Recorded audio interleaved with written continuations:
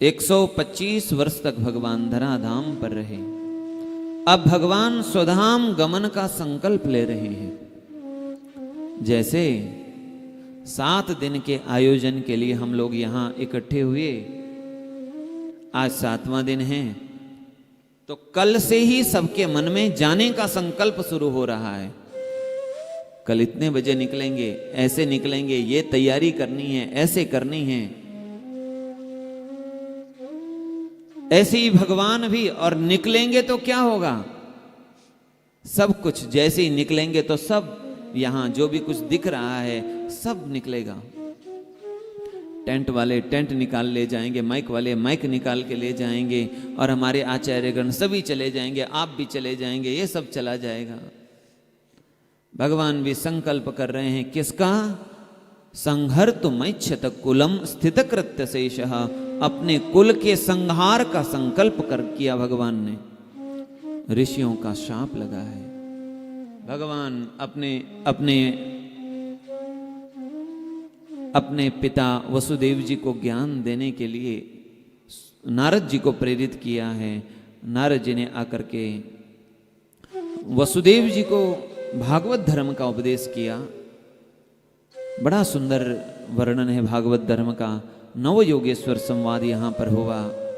देवता आए हैं, भगवान की स्तुति कर रहे हैं, भगवान से कह रहे हैं, प्रभु आपने अवतार का जो समय निश्चित किया था वो पूर्ण हो गया है, फिर भी आप और अधिक लीला करना चाहें तो आप करें, पर हम आपको वंदन प्रणाम करने के लिए आए हैं।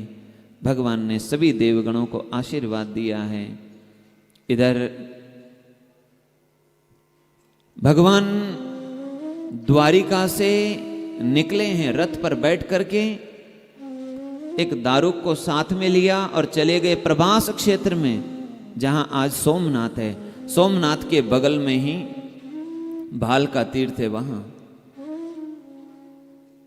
आगे आगे भगवान गए, पीछे से उद्धव जी चले गए। उद्धव जी को जैसे ही पता चला, उद्धव जी ने भगवान के चरण पकड़ लिए। प्रभु मैं तो आपके बिना जीवन में रहा ही नहीं, मैं आपसे कभी अलग रहा ही नहीं।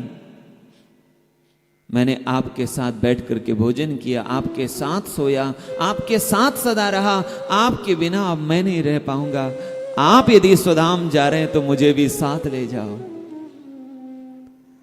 तब भगवान ने उद्धव जी से कहा, उद्धव मैं तुम्हें वो ज्ञान देता हूं, तुम संसार में तो रहोगे पर संसार के सुख दुख से अलिप्त होकर, असंग होकर रहोगे, सदा मेरे साथ ही बने रहोगे। अभी आमने सामने साकार रूप में हूं, फिर निराकार रूप में तुम मेरे साथ सदा बने रहोगे।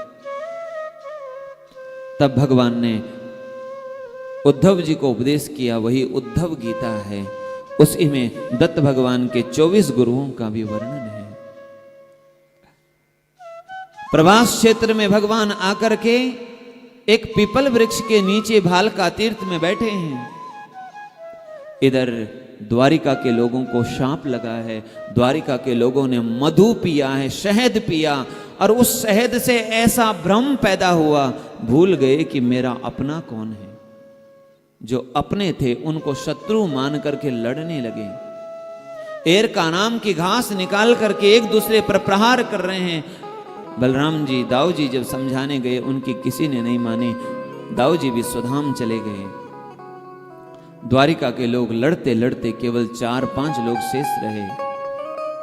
भगवान ने दारुक से कहा, द्वारुक तुम जाओ वापिस, और जाकर के द्वारिका के लोगों से कहना, आज से ठीक 7वें दिन द्वारिका पूरी समुद्र में मिल जाएगी, समुद्र में डूब जाएगी, आप लोग कहीं और चले जाओ।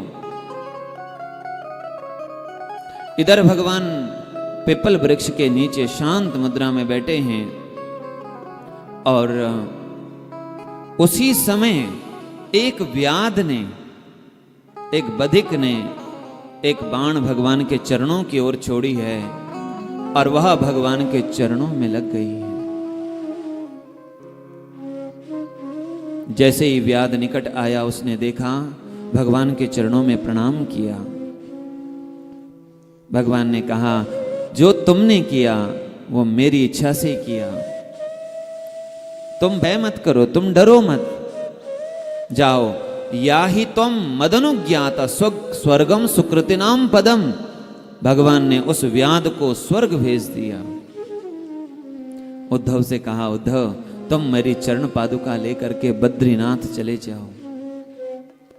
उद्धव जी भगवान की चरण पादुका को सिर पर पधरा करके और बड़े भाव से भगवान के विरह में व्याकुल होते होते, रोते रोते और द्वारिका से चले हैं उत्तराखंड के लिए।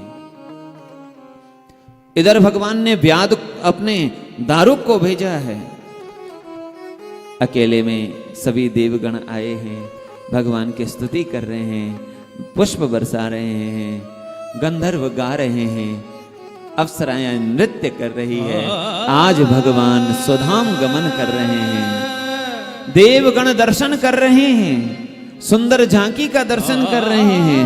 नील सरोरुह नील मणि की तरह भगवान की शोभा, देवता दर्शन कर ही रहे थे। उसी समय भगवान की वह प्यारी छवि एक तेज रूप में परिणत हो गई। देखते ही देखते जैसे आकाश में बिजली दिखे और अदृश्य हो जाए, वैसे ही भगवान सबके देखते देखते अदृश्य हो गए। दारुक वापस आया है। द्वारिका में जैसे ही पहुंचा, वसुदेव जी से सूचना दी है। वसुदेव जी को जब बात बताई, महाराज वसुदेव और देव की मूर्छित होकर के भूमि पर गिर पड़े। महाराज वसुदेव ने अपने प्राण त्याग दिए, माता देवकी ने अपने प्राण त्याग दिए, अष्टपट रानियों ने, रुक्मिणी आदियों ने अग्नि में प्रवेश करके अपना देह त्याग कर दिया। कुछ अन्य कृष्ण पत्नियों ने भी अपने प्राण न्योछावर कर दिए।